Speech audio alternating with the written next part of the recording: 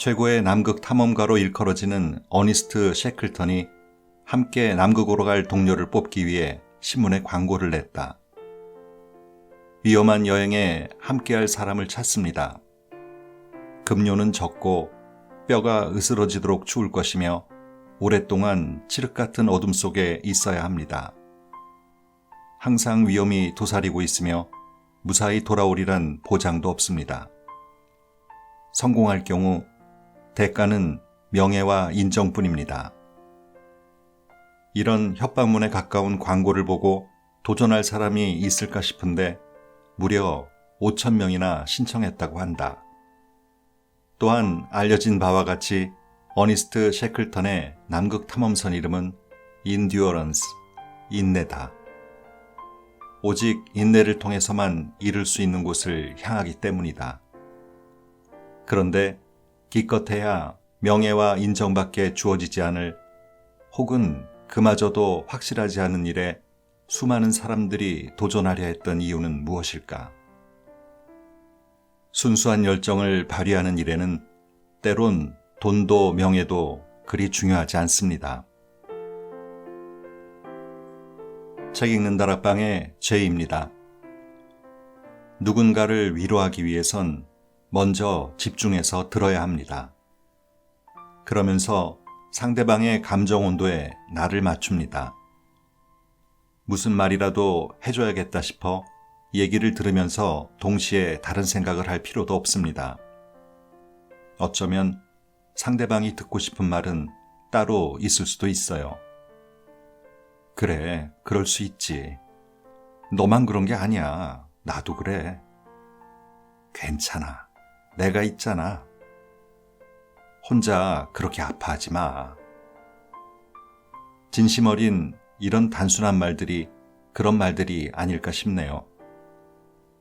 오늘은 책엔에서 펴낸 공감의 온도란 책을 소개해드리겠습니다. 공감하기 위해 글을 쓴다는 신은영 작가는 이 책에서 마음속에 묵혀두었던 이야기와 소박한 일상의 이야기를 통해 미처 아물지 못한 상처, 그리고 제때 소화되지 않은 감정을 갖고 있는 누군가를 위로하고 있습니다. 작가 자신의 얘기지만 우리의 이야기 같은 공감을 따뜻하게 전해줍니다. 신은영 작가는 으스스 된장마을의 비밀, 거꾸로 가족, 기억을 파는 향기 가게, 처인성의 빛나는 밤 등의 동화와 에세이 오늘도 별일은 없어요. 공감의 온도를 펴냈습니다. 이 책은 괜찮아요. 나도 그래요. 당신 곁에 있을게요. 혼자 아파하지 말아요. 이렇게 세 챕터 안에 40개의 글이 담겨 있는데요. 이 가운데 여러분과 나누고 싶은 글을 골라 소개해드리겠습니다.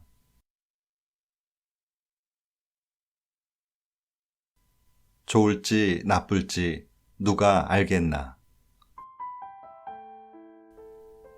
아잔 브라흐마의 책 시끄러운 원숭이 잠재우기에 흥미로운 이야기가 나온다. 옛날에 한 왕이 살았다. 그가 사냥을 나갔다가 손을 다쳐 수행의사를 불렀다. 의사는 상처를 치료하고 왕의 손가락에 붕대를 감았다. 아무 일 없겠느냐? 좋을지 나쁠지 누가 알겠습니까? 의사의 대답은 애매모호했다. 그날 오후 왕은 덧난 상처 때문에 다시 의사를 불렀다.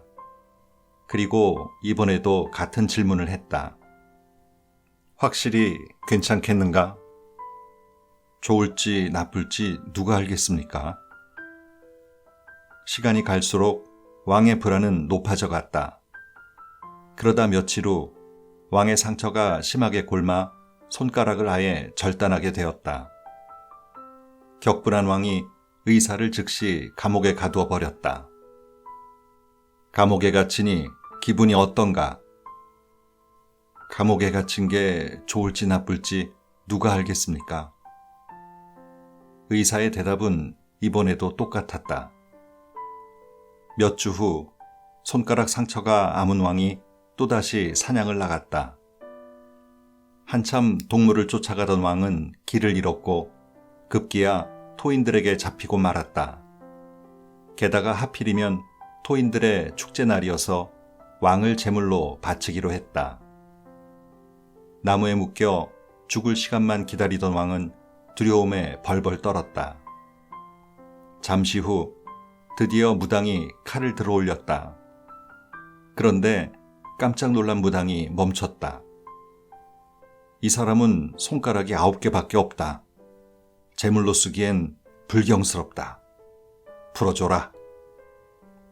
그렇게 구사일생으로 왕은 풀려나게 되었다. 목숨을 구한 왕이 궁으로 돌아왔다. 그리곤 곧장 감옥에 갇힌 의사에게로 달려갔다. 자네가 계속 좋을지 나쁠지 누가 알겠느냐고 하기에 말도 안 되는 소리라고 생각했었는데 이제 보니 자네가 옳았어. 손가락을 잃어버린 게 좋았던 거야. 하지만 자네를 감옥에 가둔 건 내가 나빴어. 미안하네. 왕의 말을 듣고 있던 의사가 눈을 크게 뜨며 말했다. 무슨 말씀이십니까? 제가 감옥에 갇힌 게 나쁘다니요? 오히려 아주 좋은 일이었습니다.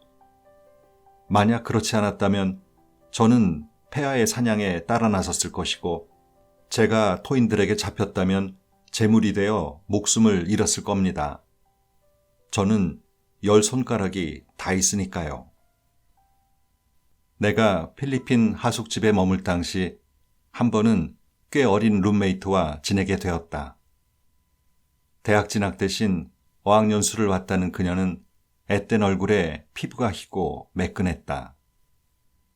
그녀의 생글거리는 웃음 덕에 우린 자주 수다를 떨며 함께 시간을 보냈었다. 그런데 시간이 지날수록 그녀가 슬쩍슬쩍 내 눈치를 보기 시작했다. 처음에는 그저 나이 차이 때문인가 싶었다. 그런데 가만히 지켜보니 그게 전부는 아니었다. 알고 보니 그녀는 대단한 골초였다. 당시 우리 방은 화장실이 방 안에 있는 모두가 탐내는 인기방이었다. 그런데 그녀가 매번 화장실에서 담배를 피우니 연기가 고스란히 방으로 밀려 들어왔다. 냄새를 덮을 요량으로 그녀는 부지런히 방향제며 향수를 뿌려댔지만 소용없었다. 그렇다고 다른 화장실이나 외부에서 피우라고 하기에도 좀 애매한 구석이 있었다. 갓 20살이 된 그녀가 사람들의 시선을 아예 무시할 순 없었기 때문이다. 하루는 내가 외출했다가 방에 들어오니 룸메이트가 보이지 않았다. 해가 지기 전에 오겠지 싶었는데 밖이 어둑해졌는데도 감감무소식이었다. 슬쩍 걱정이 되어 하숙집 주인에게 말했더니 주인 표정이 순식간에 어두워졌다. 고개를 갸우뚱하며 방으로 다시 돌아온 나는 그제야 룸메이트 옷장이 살짝 열린 것을 발견했다. 조심스레 옷장을 열어보니 자질구레한 물건 몇 가지를 제외하곤 감쪽같이 사라진 것이 아닌가. 게다가 제일 아래에 놓여있던 캐리어도 보이지 않았다. 하숙집을 옮긴 건가? 담배 피우는 것 때문에 내가 눈치를 줘서 그런가? 인사라도 하고 가지 왜 말도 없이 그냥 간 거지? 가만히 생각해보니 모든 것이 이상했다. 책도 제대로 챙겨가지 않았고 바닥에 물건도 어지럽게 놔뒹구는 걸로 봐서 급하게 짐을 챙긴 것이 확실했다. 나는 침대에 걸터 앉아 그녀의 옷장을 물끄러미 바라보았다. 그러다 나란히 선 내 옷장으로 시선을 던졌다. 설마 아니겠지?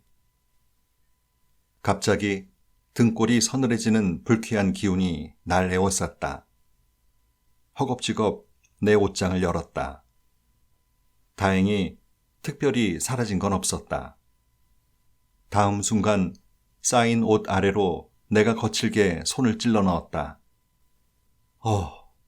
사라졌다. 순간 눈앞이 캄캄해져서 몸이 휘청했다. 필리핀에 도착한 지 얼마 되지 않았을 때라 나는 달러를 꽤 많이 가지고 있었다. 딱히 숨길 곳이 없어 옷 아래에 밀어두었는데 그녀가 내 옷장을 샅샅이 뒤진 게 틀림없었다. 그제야 나는 그녀가 왜 내 눈치를 살폈는지, 왜 내가 외출한 사이에 급하게 짐을 챙겨 달아났는지 이해할 수 있었다. 망연자실한 얼굴로 하숙집 주인에게 이야기하니 주인은 이미 예상했다는 얼굴로 나를 쳐다봤다. 알고 보니 한국에서도 이미 비슷한 사고를 쳐왔던 탓에 버거워진 엄마가 공부를 핑계로 그녀를 필리핀으로 보내버린 것이다. 그래도 그나마 다행인 건 하숙집 주인과 그 엄마가 잘 아는 사이라서 내 돈을 돌려받는 데는 문제가 없을 거란 사실이었다. 의사의 말, 좋을지 나쁠지 누가 알겠습니까는 우리 인생에도 꼭 들어맞는다. 어떤 사건도 완전히 좋거나 완전히 나쁘지 않기 때문이다. 하숙집 사람들이 돌아가면서 나를 위로했다. 어쩜 이런 일이 다 있니? 좀 괜찮아? 엄청 놀랐지? 훌훌 털어버리고 좋은 생각만 해. 갑자기 혼자 방 쓰니까 적적하지? 물론 처음에는 나도 살짝 우울했었다. 하지만 시간이 갈수록 도난 사건이 아주 나쁘지만은 않다는 걸 깨달았다. 우선 담배 냄새로부터 해방되어 절로 콧노래가 흘러나왔다. 어디 그뿐인가. 화장실이 따로 있는 방을 혼자 계속 쓰다 보니 그렇게 편할 수가 없었다. 그리고 늦게까지 TV를 보아도 눈치 볼 사람 하나 없었고 언제든지 목청껏 노래도 부를 수 있었다. 몇 주 후 마침내 그 아이 엄마가 돈을 송금해 주었다. 그러니 도난 사건마저도 좋을지 나쁠지 누가 알 수 있겠는가. 안 아픈 손가락, 참 아픈 마음. 난 아빠한테 참 섭섭해. 넌 어때? 어느 날 작은 언니가 내게 물었다. 섭섭한 거? 내 결혼식 때 그 마귀 알몸 안 친 거? 그거 빼곤 딱히 없는데? 언니는 뭐가 그렇게 섭섭해? 작은 언니가 볼을 불룩하게 만들더니 천천히 입을 열었다. 오래전 한창 근무를 하던 언니가 전화를 받았다. 아빠가 폐에 이상이 생겨 병원에 입원했다는 연락이었다. 심장이 덜컥 내려앉은 언니는 어렵게 조퇴를 하고 거제도에 있는 병원에 도착했다. 마른 식물처럼 푸석한 얼굴을 한 아빠가 보이자 언니는 눈물을 참으려 입술을 질끈 깨물었다. 아빠, 괜찮아요? 금방이라도 울 것처럼 언니가 물었다. 왔냐? 반색하는 얼굴도 아닌 그저 무덤덤하게 아빠가 말했다. 좀 괜찮으시냐고요? 괜찮아. 근데 굳이 올 필요까지는 없었는데 왜 왔냐? 순간 섭섭한 기운이 언니 마음에 훅 들어찼다. 걱정이 돼서요. 회사는? 조퇴했어요. 조퇴까지 하고 왜 왔냐? 아빠의 퉁명스러움은 그렇게 언니 눈매를 아래로 끌어당겼다. 아빠는 제가 온 게 반갑지 않으세요? 섭섭함이 억울함으로 변해가고 있었다. 그건 아니지만 굳이 조퇴까지 하고 올 정도는 아니란 말이지. 뭐가 문제냐는 듯 아빠가 무심히 말했다. 잠시 후 언니는 복도에서 이모를 만났다. 아빠 걱정돼서 온 거야? 네. 근데 아빠는 자식들이 반갑지도 않은가 봐요. 서운함을 매달고 언니 고개가 아래로 툭 떨어졌다. 무슨 말이야? 오전에 너희 오빠 봤을 때 어땠는 줄 알아? 글쎄, 너희 아빠가 오빠를 보자마자 눈물이 글썽글썽해서는 곧 울 것 같은 얼굴을 하더라. 이 나이 들고 몸이 아프니까 아들밖에 믿고 의지할 데가 없나 보지. 이모가 아빠 이야기를 하는 동안 언니는 오빠를 보며 울컥하는 아빠를 상상했다. 울긴 왜 울었대요? 심술난 아이처럼 언니가 물었다.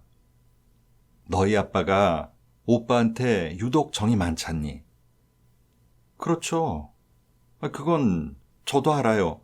하지만 눈물을 꾹 참고 돌아서며 언니는 생각했다. 괜히 왔어. 반가워하지도 않는데 이 바보처럼 여기까지 대체 왜 온 거야? 아빠, 저 그만 갈게요. 아빠와 눈도 맞추지 않고 언니가 말했다.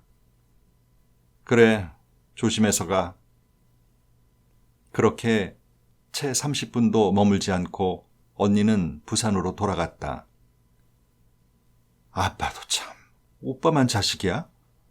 해도 너무하네. 언니가 한마디 하지 그랬어. 언니 말을 듣고선 내가 씩씩거리며 말했다. 말해봤자 뭐가 달라지겠어. 어릴 때부터 쭉 그랬잖아.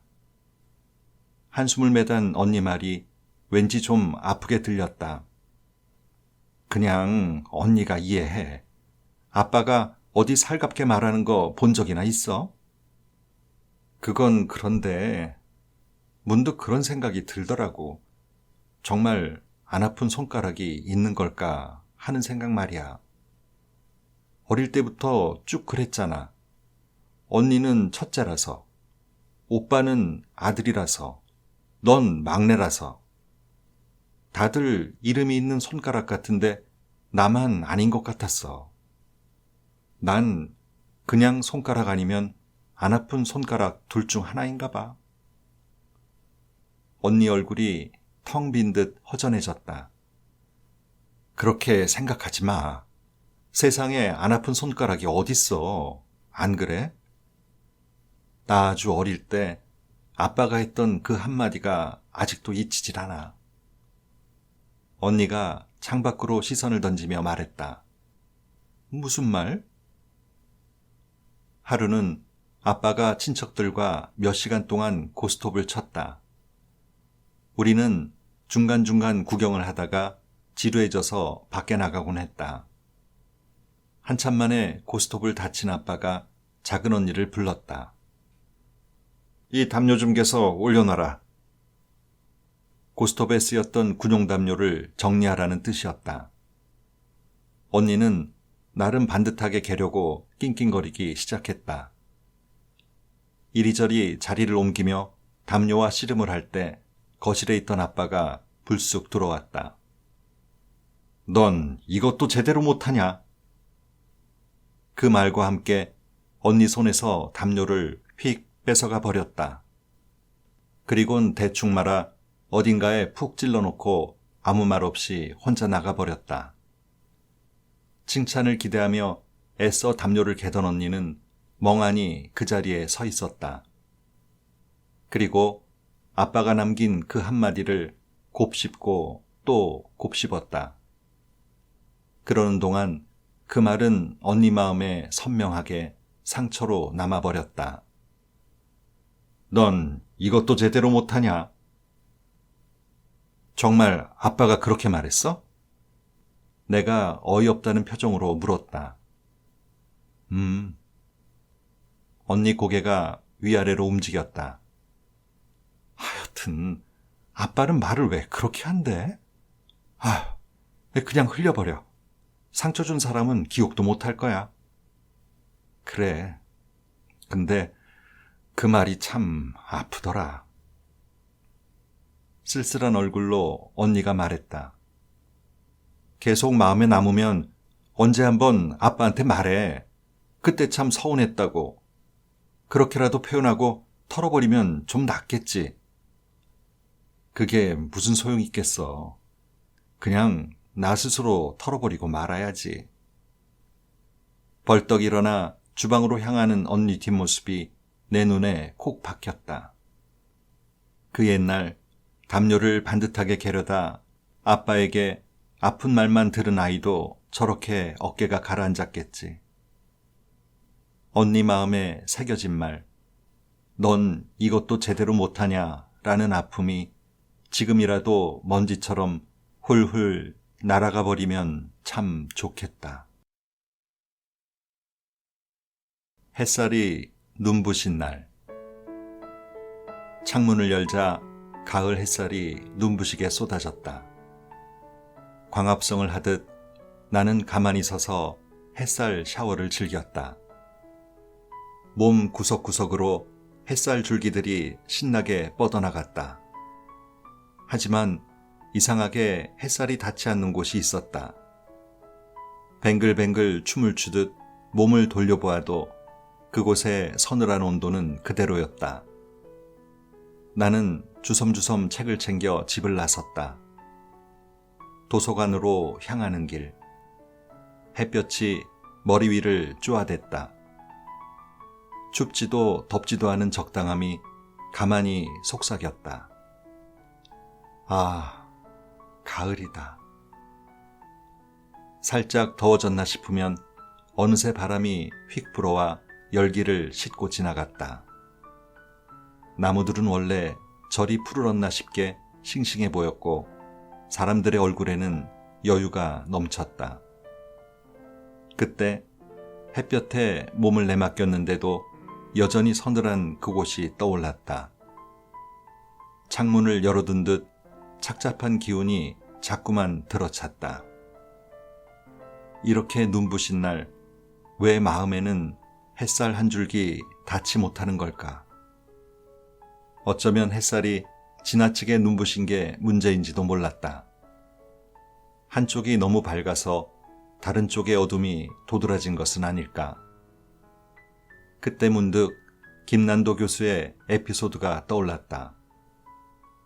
그가 대학 동창 모임에 갔던 날, 그 옛날 함께했던 그녀를 만났다.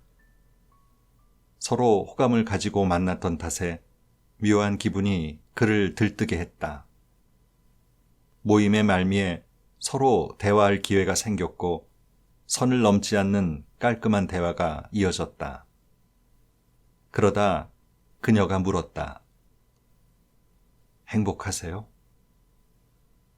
그 물음은 순간 그의 목구멍을 갑갑하게 만들었다.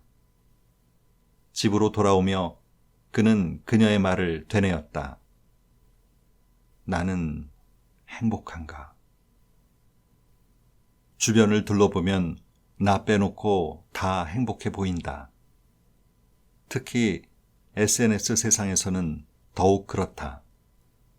환한 웃음과 멋진 배경들, 먹음직스러운 음식들이 너도 나도 소리친다. 이런데도 내가 행복해 보이지 않아? 그들의 행복이 너무 눈부셔서 나의 어둠이 도드라지는 순간에 내게도 질문이 날아든다. 행복하세요? 그럼 내 대답은 애매해지고 만다. 글쎄요, 딱히 행복하진 않아요. 다음 질문은 아마 이렇겠지? 그럼 불행하세요? 이번에도 나는 인매를 움찔하며 애매한 표정을 지을 테다. 글쎄요, 딱히 불행하지도 않아요. 행복, 즉 해피니스는 고대 스칸디나비아어 헵에서 유래했단다. 그리고 그 뜻은 운이나 기회처럼 아주 드문 일이라고 한다. 그러니까 속성상 행복이란 아주 드문 것이란 의미다. 그런데도 나는 내 마음에서 부단히 행복을 찾아 헤맸고 아무리 찾아도 보이지 않자 혼자 우울한 기분에 사로잡힌 적이 많았다. 그날 나는 햇볕 아래 나를 밀어넣었다. 행여나 햇살이 마음의 온도를 높여줄까봐. 도서관에 도착하기까지 나는 그렇게 행복에 관해 집요하게 생각했다. 그림책을 쌓아두고 도서관 한쪽 구석에 자리를 잡았다. 고요한 공간에 내 자리가 마련되자 마음이 들뜨기 시작했다. 그리고 한 권 한 권 읽을 때마다 감정이 수시로 변해갔다. 그러다 한 꼬마가 주인공인 동화책이 내 시선을 오래 묶어두었다. 꼬마는 경쟁이나 시합을 싫어했다. 친구들과의 놀이에서도 순이가 매겨질라 치면 얼른 도망가 버렸다. 꼬마의 뒤를 쫓으며 나는 이렇게 말해주고 싶었다. 꼬마야, 살아가면서 경쟁은 필수적인 거야. 네가 아무리 도망쳐도 어쩔 수 없는 거라고. 그러니까 도망치지만 말고 당당하게 싸워서 이겨. 마치 꼬마의 소심함을 고쳐줄 의무라도 있다는 듯 나는 꼬마의 등에 대고 계속 속삭였다. 그런데 마지막에 꼬마가 말했다. 내가 이기면 누군가는 져야 하잖아요. 순간 내 심장이 덜컥 내려앉았다. 아, 그게 꼬마만의 행복법이구나. 잠시 후 초등학교 1, 2학년쯤 보이는 꼬마들이 엄마들 손을 잡고 도서관에 들어왔다. 책을 읽어야 한다며 손을 잡아 끄는 엄마들에 맞서 아이들이 병아리 같은 소리를 내기 시작했다. 우린 밖에서 놀고 싶어요. 핑크색 핀으로 잔머리를 누른 병아리가 소리쳤다. 맞아요. 날씨도 정말 좋잖아요. 슬쩍슬쩍 코를 파던 병아리도 목청을 높였다.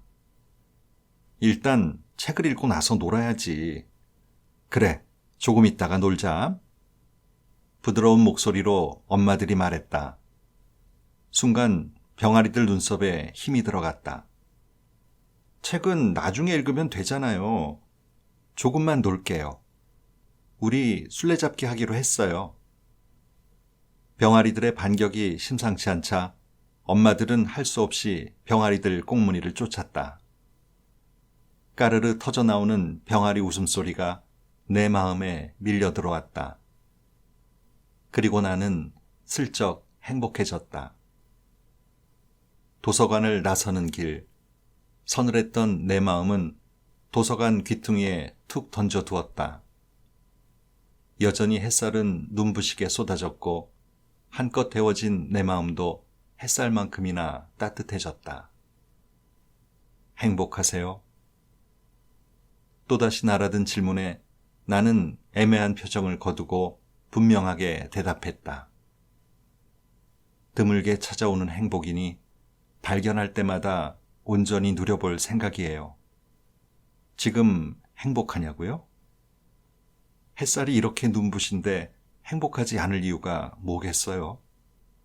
그러니 오늘은 그냥 행복한 걸로 할래요. 반쪽 소리의 오해. 아침에 박완서 작가의 옥상의 민들레꽃이라는 단편을 필사하다가 주인공의 말에 마음이 울렁였다. 나는 어른이 되려면 아직 먼 어린 사람인데도 살고 싶지 않았던 적이 있습니다. 정말입니다. 작디 작은 꼬마의 사정을 궁금해하다가 문득 나도 그 마음에 가닿은 적이 있다는 것을 기억해냈다. 내가 주인공 꼬마만큼 작았을 때 하루는 죽고 싶다는 말을 종이 앞뒤로 빽빽하게 채워놓은 적이 있다. 당시엔 분명 뚜렷한 이유가 있었을 텐데 잘 기억나지 않는 것으로 보아 그리 무거운 일은 아니었던 듯 싶다. 하여튼 꼬마가 죽고 싶다는 말을, 그것도 빨간색 매직으로 촘촘하게 쓰는 풍경은 어딘가 좀 서글픈 데가 있다. 하지만 그 서글픔과는 상관없이 그 말을 개운하게 쏟아낸 나는 아무 생각 없이 종이를 책상 어딘가에 밀어놓고 까맣게 잊어버렸다. 며칠 후 술에 취한 아빠가 큰 소리로 나를 불렀다. 너 정말 죽고 싶은 거야? 내가 탁자 가까이 다가가자 아빠의 고함 소리가 무자비하게 날아들었다. 자다가 난데없이 잡혀온 인질처럼 나는 사태를 파악하랴 졸린 눈꺼풀을 들어 올리랴 정신이 하나도 없었다. 대체 왜? 뭐가 문제야? 또 한 번 고함 소리가 내 귓가를 때릴 때쯤 탁자 위 빨간 글씨들이 내게 손짓했다. 자신들이 볼모로 잡혔으니 적당한 타협안을 생각해보라는 손짓이었다. 그게 아니라 다급한 마음에 주섬주섬 말을 꺼내긴 했다. 그게 아니면 뭐야? 머리에 피도 안 마른 녀석이 죽고 싶다니. 당신 가서 쥐약이라도 가져와. 아빠는 엄마 팔을 당겨 세우며 눈을 희번덕댔다. 나는 쥐약이라는 말에 움찔 놀라 행여나 내 입에 쥐약이 들어올까봐 두 손으로 입을 틀어막았다. 사실대로 말해봐. 술에 취하면 늘 그렇듯 이번에도 아빠의 말끝에 딸꾹질이 따라붙었다. 그런데 딸꾹질 소리가 내 귀에 꽂히자마자 하마터면 웃음이 터질 뻔했다. 진지한 상황에 딸꾹질이라니. 나는 고개를 최대한 아래로 끌어당기고 손가락으로 허벅지를 살살 꼬집기 시작했다. 너 웃어? 아빠 목소리에 노여움이 들어찼다. 그런데도 내 귀에는 딸꾹 소리밖에 들리지 않았다. 이번에는 허벅지를 더 세게 꼬집었다. 아파서 눈물이 찔끔 나올 것 같았다. 그 사이 아빠도 지쳤는지 더 이상 말이 없었다. 잔소리가 드디어 끝났나 싶어 내가 슬쩍 고개를 들어 올렸다. 쥐약을 경계해 단단히 닫혀있던 내 입술이 살짝 벌어졌다. 딸꾹 소리로만 상상하던 아빠 표정이 아니어서였다. 아빠는 희망도 꿈도 의지도 잃어버린 그야말로 텅 빈 얼굴을 하고 있었다. 아빠, 진짜 죽고 싶어서 그랬던 건 아니에요. 그냥 장난삼아 써본 거라고요. 진짜 죽고 싶었으면 확 죽어버렸지 왜 그런 걸 쓰고 있었겠어요. 진짜예요. 나는 아빠 얼굴에서 지워진 온갖 좋은 것들을 다시 끌어오고 싶었다. 순간 아빠의 좁아진 눈매에 눈물이 그렁그렁 맺혔다. 내 눈에서도 눈물방울들이 후두둑 쏟아지기 시작했다. 내가 너희들을 위해 얼마나 뼈 빠지게 일하는지 알아? 얼마나 비굴하게 일하는지 아냐고. 죽고 싶은 건 바로 나다, 바로 나. 어린아이처럼 고개를 푹 숙인 아빠가 입을 닫자마자 구슬픈 딸꾹 소리가 새어나왔다. 우리 시어머니는 언젠가부터 숙면을 취하지 못해 늘 피곤해 하신다. 아마도 둘째 조카가 태어나고부터인 것 같다. 그 아이는 태어날 때부터 병약한 탓에 지금까지 2번 자다가 호흡을 멈춘 적이 있다. 119를 불렀던 날들의 트라우마 때문인지 시어머니는 늘 아이의 호흡에 집중하신다. 명절에 시댁에서 잠든 날, 낯선 환경 탓에 나는 쉬이 잠을 잘 수 없었다. 게다가 시어머니와 조카가 나와 한 공간에서 자고 있었기에 계속 신경이 쓰였다. 잊을만 하면 한 번씩 시어머니가 머리를 들어 올려 조카가 숨을 쉬고 있는지 들여다봤다. 그 와중에 조카는 자다가 소리를 지르거나 심한 잠꼬대를 하기도 했다. 쓱, 토닥토닥, 으앙. 규칙적인 소리가 반복적으로 들려오자 나는 선잠에서 선잠으로 폴짝폴짝 징검다리를 뛰어 건널 수밖에 없었다. 그렇게 몇 시간을 소리와 사투를 벌이다 보니 짜증이 절로 솟구치기 시작했다. 쓱. 시어머니가 머리를 들어 올렸다. 토닥토닥. 조카의 호흡을 체크하기 위해 두드렸다. 그때 누군가 냉장고 문을 열었다. 일렁이는 불빛이 단번에 거실을 삼켜버렸다. 선잠에서 또다시 징검다리를 건너려던 나는 살짝 눈꺼풀을 밀어 올렸다. 시어머니 얼굴에 이내 불빛이 촘촘히 내려앉았다. 걱정과 안타까움, 미안함, 서글픔이 한데 뒤섞인 얼굴이 내 눈에 쏙 들어왔다. 그 작은 생명이 행여 떠날까봐, 그때처럼 숨이 턱 막힐까봐, 그 생명줄을 꽉 움켜쥔 시어머니 모습을 보자 안타까움을 넘어선 연민이 나를 관통해 지나갔다. 잠시 후 또다시 규칙적인 소리가 들려왔다. 쓱. 시어머니가 생명을 들여다보는 소리. 토닥토닥. 시어머니가 생명줄을 잡는 소리. 으앙. 그 작은 생명이 꼼지락대는 소리. 소리로만 이해하면 반쪽밖에 알지 못한다. 나머지 반쪽은 대상을 들여다보고 그 표정을 읽어야 비로소 채워진다. 우리 아빠와 시어머니 얼굴에 빼곡히 담긴 구슬픔도 그렇게 내가 발견한 것이었다. 본문 중에 그리스 철학자 디오게네스와 스승인 탈레스의 대화가 나옵니다. 세상에서 가장 어려운 일은 무엇입니까? 자기 자신을 아는 것이다. 그럼 세상에서 가장 쉬운 일은 무엇입니까? 남에게 충고하는 것이다. 우리가 나름 상대를 생각해서 해준다고 하는 말이 듣는 사람의 입장에선 조언도 아닌 충고질이 될 수도 있습니다.